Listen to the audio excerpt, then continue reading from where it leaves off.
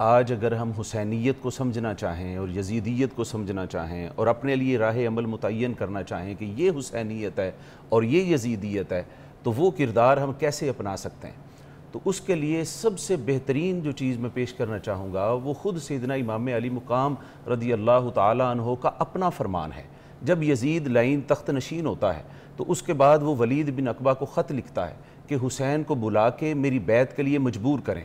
जब वो सैयदना इमाम अली मुक़ाम को बुलाता है, वहाँ जो जुमले कहे हैं जनाब इमाम अली मुक़ाम ने, यही वो जुमले हैं जो हुसैनियत को डिफ़ाइन करते हैं, जो यजीदियत को डिफ़ाइन करते हैं, जो हम सब के लिए क़यामत तक के लिए राह अमल मुतय्यन करते हैं कि हुसैनियत भी हमेशा रहनी है और यजीदियत भी हमेशा रहनी है। वो जुमले क्या थे? वो जुमले ये थे, सैयदना इमाम अली मुक़ाम ने उनको फरमाया कि नहनु अहलु बैतिन नबुव्वा, हम वो हैं कि जिनके घर में नबुव्वत आई है, व मादिन रिसाला, और रिसालत हमारे घर में उतनी है, व मुख्तलफुल मलाइका, मलाइका हमारे साथ गुलते मिलते रहे हैं, बिना फतह अल्लाह व बिना ख़तम अल्लाह, हर नेकी खैर और अच्छाई की इब्तिदा भी हमसे हुई है और ये क़यामत तक रहेगी भी हमारी ही फैमिली में। ये अपने लिए क्राइटेरिया और सारी चीज़ें बयान की, हुसैनियत बयान की कि ये हुसैनियत है। और उधर फरमाया यब्नत तुलका, ए तुलका की औलाद, हुवा लाइबल कुलूब, जिस बंदे के लिए तुम मुझे कह रहे हो कि मैं उसकी बैत करूं, हुवा लाइबल कुलूब,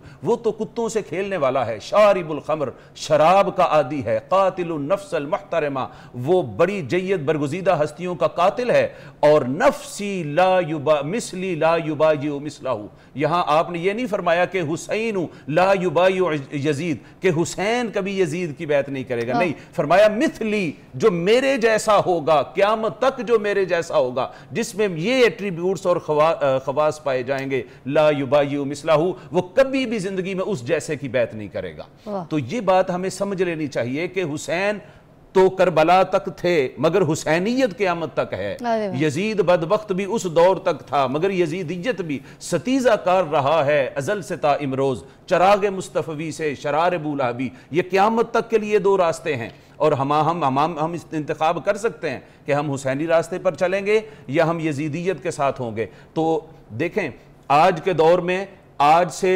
1400 साल पहले के यजीद को गाली निकालना, उस पर लानत करना बहुत आसान है, मगर दौरे हाजिर के यजीद को ललकारना मुश्किल है।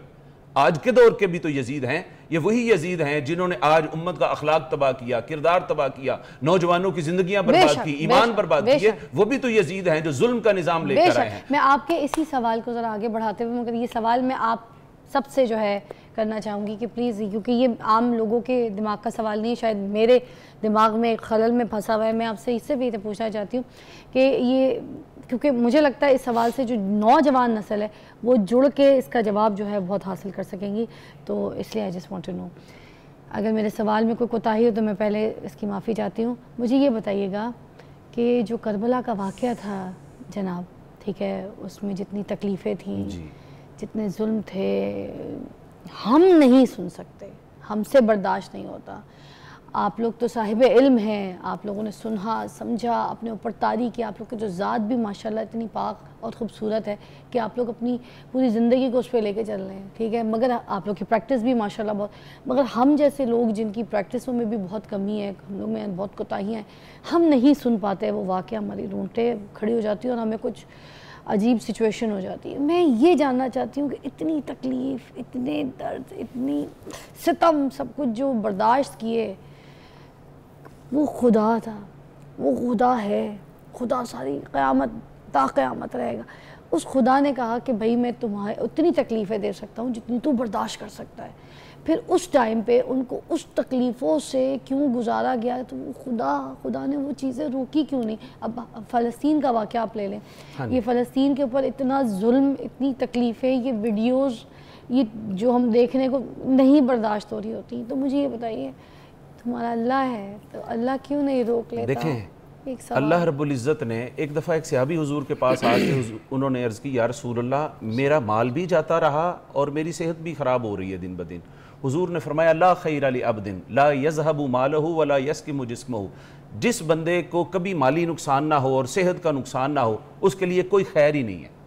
उसके लिए कोई खैर नहीं है। हुजूर फरमाते हैं इदा अहब्बा अब्दन इब्तलाहु, अल्लाह पाक जब अपने बंदे से मोहब्बत शुरू करता है तो उसको किसी इब्तिला में डाल देता है, आजमाइश में डाल देता है। तो जितनी ज़्यादा उसकी मोहब्बत बढ़ती चली जाती है, उसकी इब्तिलाएं भी उसी कदर बढ़ती चली जाती हैं। आप हज़रत इब्राहीम अलैहिस्सलाम को देखें ना, जब वो मंजनीक में रख कर बैठे थे अभी और उनके लिए अलाव तप चुके थे, आग तप चुकी थी, फरिश्ता आया था कि आप कहें तो आग ठंडी कर ली जाए। उन्होंने फरमाया नहीं, मैं ये नहीं चाहता। उन्होंने कहा आप फिर चाहें तो अल्लाह रब्बुल इज़्ज़त से तलब कर लें कि आग ठंडी हो जाए। आपने फरमाया नहीं, मेरा चाहने वाला और जिसको मैं चाहता हूं वो मुझसे ज्यादा मेरे हाल से वाकिफ है। तो फिर सिद्के खलील भी है इश्क, सब्रे हुसैन भी है इश्क, मारकाए वजूद में बदरो हुनैन भी है इश्क। ये इश्क की दास्तानें हैं, ये और दास्तानें हैं। और याद रख लें, वो इब्तिदा कुर्बानी की जो एक नबी के बेटे हजरत इब्राहीम के बेटे इस्माइल अलैहिस्सलाम से की थी, मगर उसकी तकमील नहीं की थी, उनको बचा लिया गया था। उसी कुर्बानी की तकमील करबला में जाके मुस्तफ़ा करीम के बेटे हुसैन के जरिए की गई है। हजरत इकबाल फरमाते हैं कि निहायत सादा और रंगी है दास्तान हरम, इब्तिदा इसकी इस्माइल है, निहायत इसकी है हुसैन। तो आप ये देखें कि आका अलैहिस्सलाम को जो मर्तबा मिला, जितने अंबिया आए हैं उनको जो जो मरातिब मकामात मिले, मोजज़ात मिले, वो सारे इकट्ठे करके आका अलैहिस्सलाम को अता फरमा दिए। इकबाल ने फरमाया हुस्न यूसुफ दमे ईसा यदे बैजादारी आंच खूबा हमादारन तू तन्हादारी। या रसूलुल्लाह, जो सबको अलहदा-अलहदा मिला है, आपको वो सब कुछ इकट्ठा मिला है। तो हुजूर की इब्तिला भी उतनी थी, हुजूर की आजमाइश भी उतनी थी। तो हुजूर के शहजादों ने फिर कुर्बानी की भी वो एक मिसाल सेट की है कि कायनात इंसानी में फिर जब तक क़यामत आएगी कोई शख्स ये दावा नहीं कर सकता कि उसने उससे बड़ी कुर्बानी दी जो मुस्तफ़ा करीम के बेटे ने दी है, जो जनाब इमाम अली मुकाम ने दी है। आप भी, मैं चाहूंगी इसी पे आके कुछ जी, बीइंग अ यंगस्टर साहिब इल्म यहाँ पे तशरीफ रखते हैं, क्योंकि साथ मैंने फ़लस्तीन को भी जोड़ा, तो मैं ये देखना चाहती हूँ नौजवान नस्ल जो है, जो मेरी अंडरस्टैंडिंग, और बड़ा अच्छा सवाल आपने किया। ये सवाल आज के जितने भी नौजवान हैं, चाहे वो ख़वातीन हों चाहे वो मर्द हज़रात हों, उनके ज़हन में आता है। लेकिन जो मेरी अंडरस्टैंडिंग है इसके हवाले से कि मौला इमाम हुसैन अलैहिस्सलाम, अगर हम देखें कि अज़मत का पैकर थे और ख़ानदान रिसालत, नबी के बेटे, ये सारी अज़मत थी, फ़जीलत थी। उसके बावजूद जैसा आपका सवाल था कि ये कुर्बानी हुई, मेरी अंडरस्टैंडिंग ये है कि आज के दौर के लिए हमें इससे ये सबक मिलता है कि उस दौर में इतनी अज़मत और फ़ज़ाइल के मालिक जब मौला इमाम हुसैन अलैहिस्सलाम, हर चीज़ उनके कदमों में है, दुनिया के ख़जाने उनके कदमों में है, वो एक हुक्म करें तो सब कुछ तहस नहस हो जाए, सब कुछ तहस नहस हो जाए। नहीं किया, नहीं ऐसे उस चीज़ को इस्तेमाल नहीं किया। खुदा की रज़ा के लिए मैदान करबला में ना सिर्फ खुद को बल्कि अपने पूरे ख़ानदान को कुर्बान भी किया, और आगे उनकी नस्लें भी हैं वो कुर्बानियाँ देती रही। तो आज के दौर में हम ये टेम्परेरी किस्म के जो हमें मनसब मिलते हैं जी, कि अगर हम चुप हो जाएं या किसी गलत बात पे उसको गलत ना कहें तो हमारा दुनियावी मनसब बच जाएगा। तो मौला इमाम हुसैन अलैहिस्सलाम ने सबक दिया कि मैं पूरी कायनात का मालिक होने के बाद भी अगर खुदा के लिए कुर्बानी दे रहा हूँ, अपने नाना के लिए कुर्बानी दे रहा हूँ, तो तुम्हारे ये आर्जी जो मनसब हैं किसी भी मकाम पर वो कोई मायने नहीं रखते, मुझसे बड़े नहीं हो सकते। हक और बातिल में जब भी खड़ा होना है तो फिर हक के साथ खड़े होना है, फिर तुम्हारे कोई मनसब उसमें कुर्बान होता है, तुम्हारा खानदान कुर्बान होता है। क्या बात है जी। एक न्यूज़ की ब्रेक है, हम आपको दोबारा ज्वाइन करेंगे।